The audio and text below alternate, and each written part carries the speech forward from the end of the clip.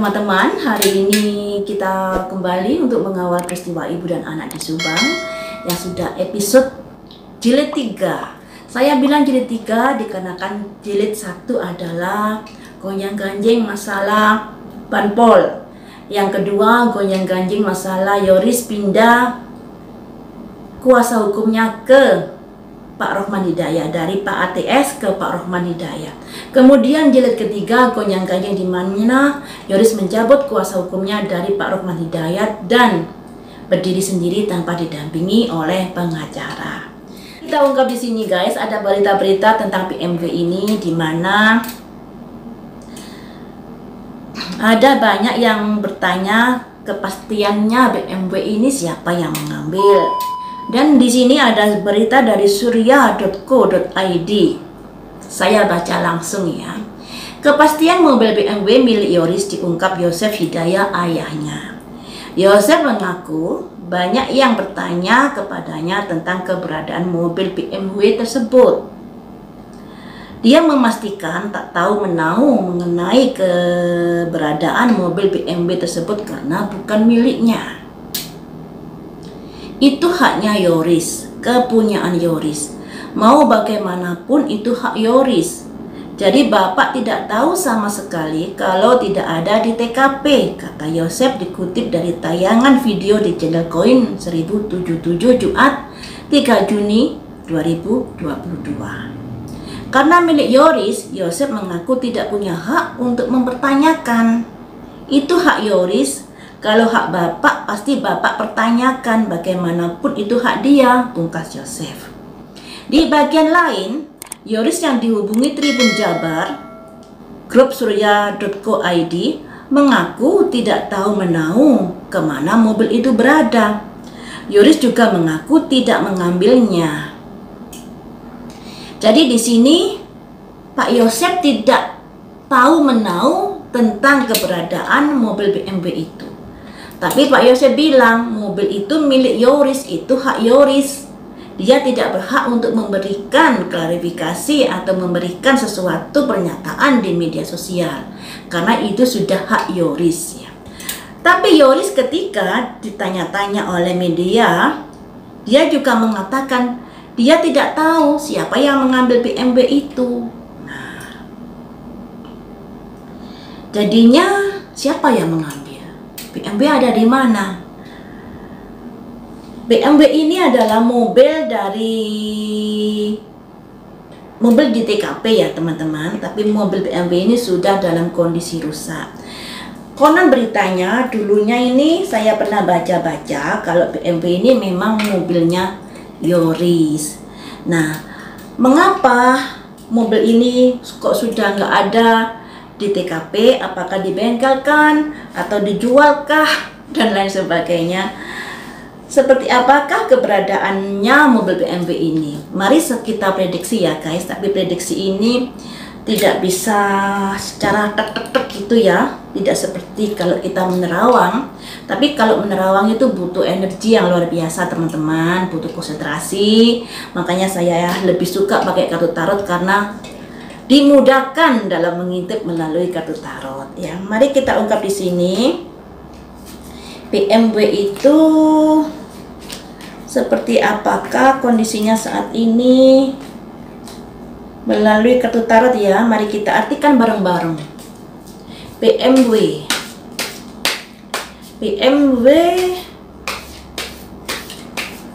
mengapa diambil dari TKP?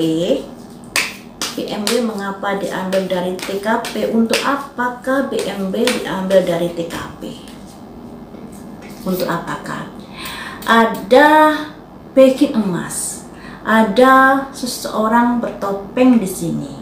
Bertopeng di sini tentunya ada sesuatu yang disembunyikan atau ada sesuatu peristiwa yang tidak diungkapkan. Seperti itu ya teman-teman. Selanjutnya, untuk apakah mobil itu diambil? Untuk apakah mobil itu diambil? Untuk apakah? Ada simbol fragmented energy, serpian-serpian energi.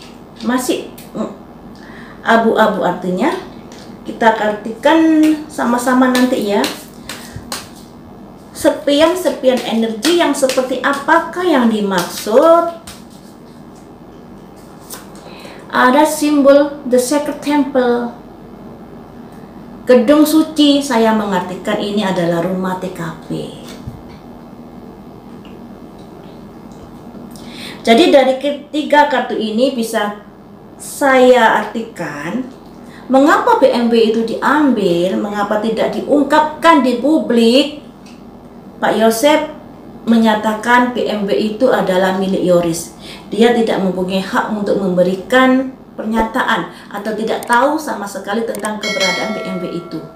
Dan Yoris ketika ditanya, dia juga merasa tidak mengambil BMW itu. Dan di sini ada simbol pekin emas, orang bertopeng, sesuatu yang masih disembunyikan, belum terungkap di sini, karena ada serpian-serpian energi yang ada kaitannya dengan TKP ya. Ini merupakan tanda tanya kita yang keluar ini ya teman-teman, belum merupakan sebuah jawaban yang kita kehendaki.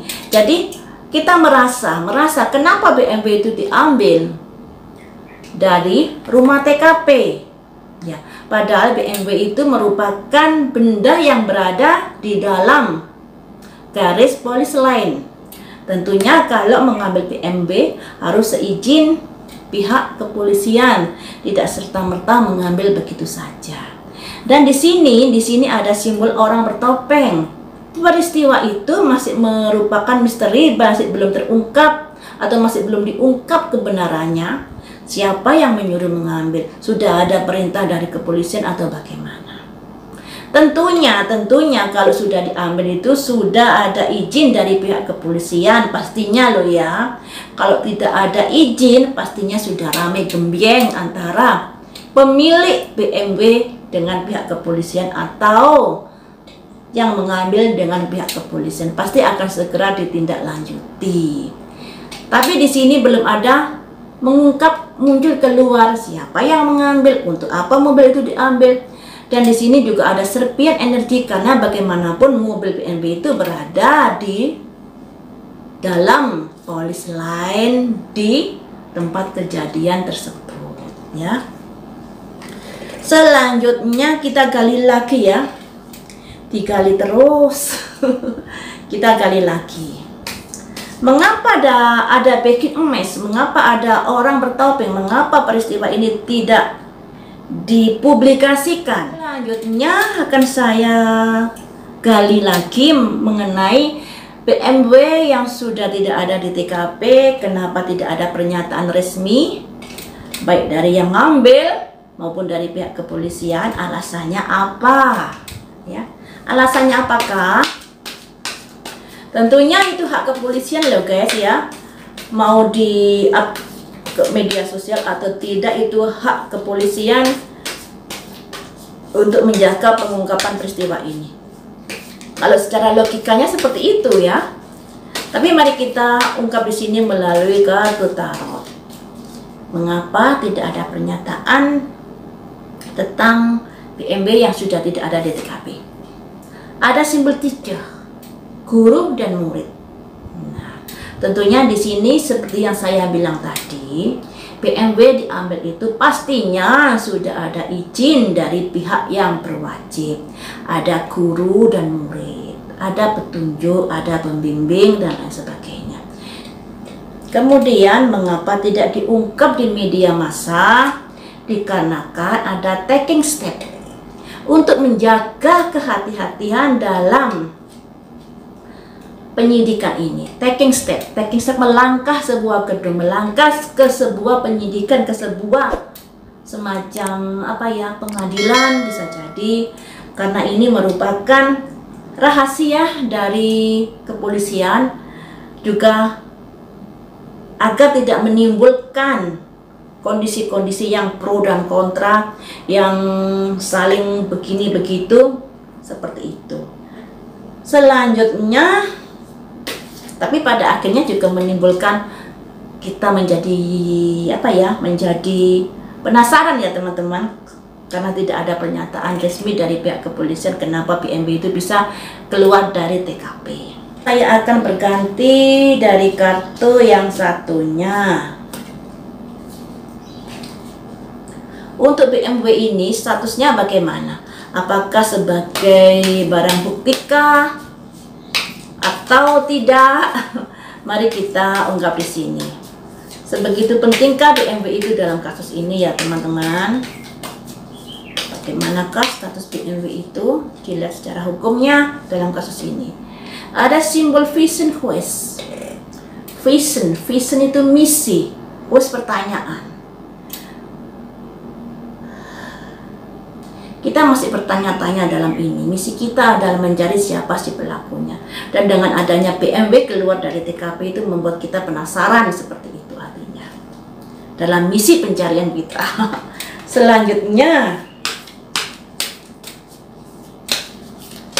BMW itu ada di manakah saat ini?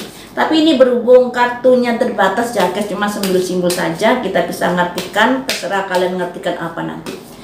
Di manakah BMW itu saat ini dan kondisinya seperti apa?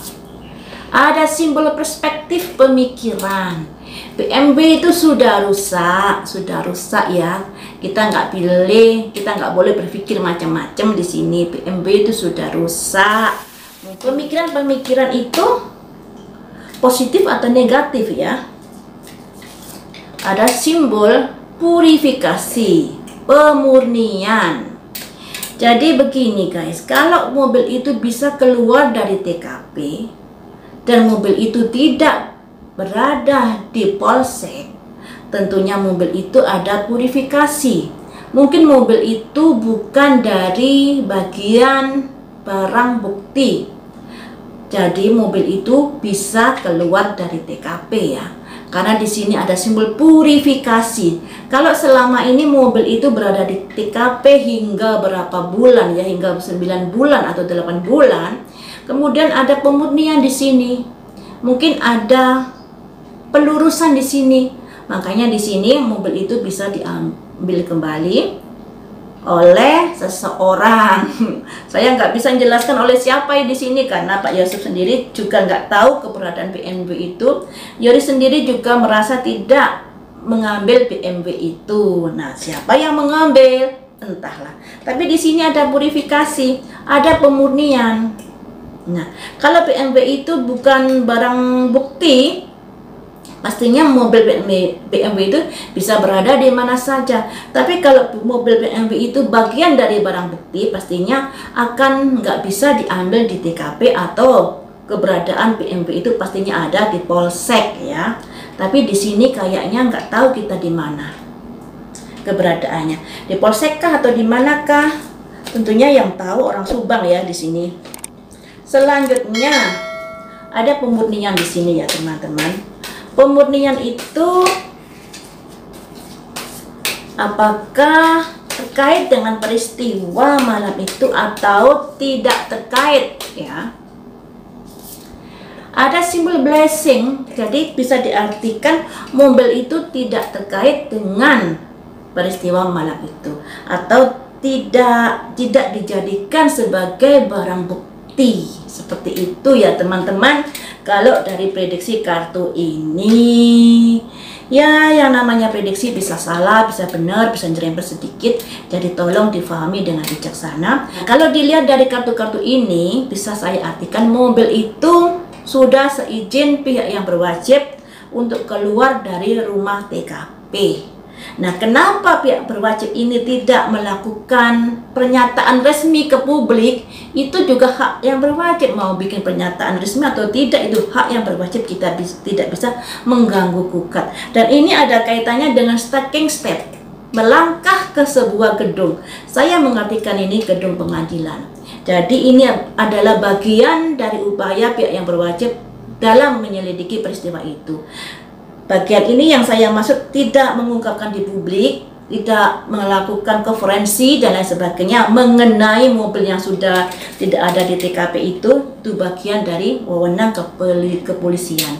Dan Sayangnya, dengan tidak adanya konfirmasi dari pihak kepolisian tentang hal itu, membuat para netizen, para YouTuber, para yang mengawal kasus ini menjadi tanda tanya.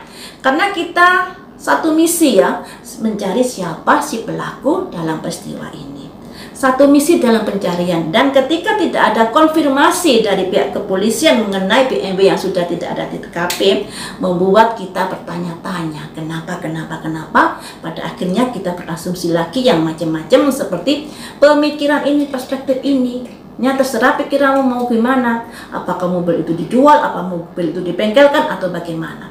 Yang intinya mobil itu adalah tidak bagian dari barang bukti kalau menurut dari prediksi kartu ini. Ada purifikasi, juga ada blessing ya. Demikian teman-teman untuk prediksi masalah BNW. Ini masih sebatas prediksi ya, bisa benar bisa salah. Jadi tolong pahami dengan bijaksana, karena saya sudah berkali-kali juga mengingatkan, prediksi bisa salah, juga bisa jitu. Dan saya juga manusia biasa yang masih mempunyai banyak kekurangan. Baiklah teman-teman, lain waktu kita sambung lagi dengan prediksi yang lain.